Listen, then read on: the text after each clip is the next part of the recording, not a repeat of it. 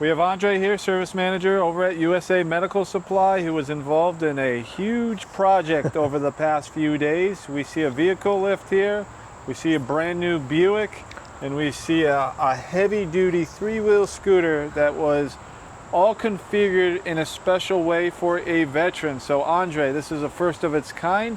What exactly did you do for this veteran these last few days? Yeah, so the challenge was that this veteran got this beautiful, beautiful car, and then obviously he got the lift for it, and he got the scooter. But when you put the lift on, this car has a lot of technology, and obviously has a backup camera right there.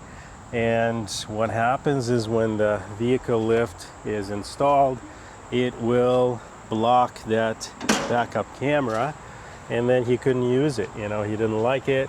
And he was so frustrated, he was at the point that he said, if I can't get this resolved, I'm just going to give up the entire lift. So it's a pity because he just got this new lift, you know, and everything, and just because of that. So I went, I talked with him, and I told him what the manufacturers of these vehicle lifts suggest, what they propose, which is, you know, it is a solution, but basically what they propose is that they want to give you an entire separate camera that has its own wiring and everything like that, and they want you to install it by removing a bunch of this upholstery and or the carpet or whatever, and running the wires all the way in the front and adding another display there. And if you want to look here at this one, I mean, this car, you know, you see the display there, everything is like, yeah, it's an HUD. So this is a state-of-the-art vehicle 2025. I've never seen a display screen like this in a car like that for 2025. So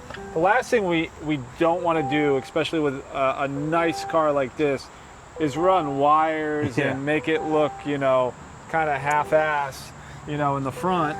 Yeah, and you imagine you would have had to add a display here, which is a kind of, you know, generic, definitely not as cool as this, but then you would have had to have these wires somehow routed on the dash and then somehow glue the display on the dash, and you know, when the hot sun hits it, the glue runs out. I'm like, that's the last thing I want to do. And the veteran agreed. They said, no, I don't want that. But that's the only solution the scooter lift manufacturers kind of offer. And not just this one, you know, I checked with the other ones, and I told him, I said, what if we can do something where we fix this issue by installing a backup camera that's going to be installed into the existing system. This means that we don't touch anything inside. We're just going to tap into the existing system, and that's exactly what I've been working on. What I did, I found the harness for the camera that is here, right? And then I ran wires, and I pulled them out here, and then what I did, I installed a second camera, which is right there. Wow. This is the new camera, because this would be in front of the lift. That's amazing. And now this runs with that system, and all he has to do is when the lift is installed, I put labels for him here. This is the monitor source, and this is the lift camera. You just simply plug that in. Wow. And when you take the lift out, you have to unplug the harnesses from the lift.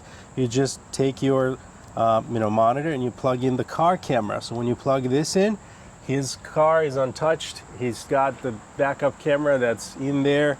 But when he has the lift on, he's gonna just plug this one in, and boom, now the car is feeding off of this camera, right? So now, you know, when the lift is here, there's nothing in front of this, no obstruction or anything. We'll show you some images there, how you can see that it's there. So you can see that I ran the wires like that under it so that it's protected. The scooter's not gonna run over these wires and anything like that. This piece is 3D printed, man. I had to look over for these pieces. Like, who amongst us go onto like page 16 or 17 on Amazon? You know, I had to look everywhere to make this happen to install it. Basically, everything is custom made about this project. And the cool thing about this is, which I went a little beyond what the vehicle lift manufacturer would have done. They would have just gotten you a camera that sits right here, and that's it. And then when this thing is down, you can still see the scooter. What I did, I put this on a pivot point. So when the scooter is on and this is down, you can simply just pivot point the camera this way. Nice. So now I'll show you how it's going to work when the scooter is on, okay? Now, can you use this camera system on any make or model vehicle? So what I wanted to do from the beginning, this is the genuine camera from the manufacturer, from Buick. This is not a third party. That was my main condition. If you introduce third party items into the existing system, the computer system's going to deny it. It's going to detect it. You're going to get errors, things like that. Now the car doesn't even know that it's feeding off of this or off of this. Gotcha. And I can switch between them, you know? So if somebody brings their vehicle in, we're going to have to check to make sure that we can order an OEM part for the camera. And if we can, then there's the possibility of us doing this. And you verified all that before, doing this. So tons of research. I called the Buick manufacturer. I called these guys. I called everybody. I double checked it. And tell you what, everybody I told them about this project, they said, no, it's not going to work, So I'm like, man, it has to work. They're like, I don't think it's going to work. That's awesome, man. So yeah, it did work. I think he's going to be really, really happy that now he can use it without obstruction, So yeah, let me put this scooter on. Yeah, and we'll see how put the it works. scooter on, and let's go in reverse and let's show everybody what it looks like. Okay. So we're gonna go and watch the monitor with this thing without the scooter first. We can go in the front. All right. If you want, you can go on the other side, and you'll film the. I have to go upstairs. I'll let you do it. Will you be able to do it? Yeah. Yeah. So you'll go in reverse. Yeah. Okay. Okay. I just kept it running. Okay, good. Yeah, and then you'll. I'll edit it. You'll edit it after. Okay, so I'll take over now. If we turn the car on and I go in reverse now, you can see that there's no obstruction. The lift is up. You can see there's no obstruction. Okay, and this is with the vehicle lift up. I'm gonna put the vehicle lift down and I'm gonna load the scooter and we'll see what happens. So now, as you can see, the scooter is back on and the camera is pointing at the ground. So all that needs to be done now, let's focus, is you just turn it here and we go inside the car and we put it in reverse.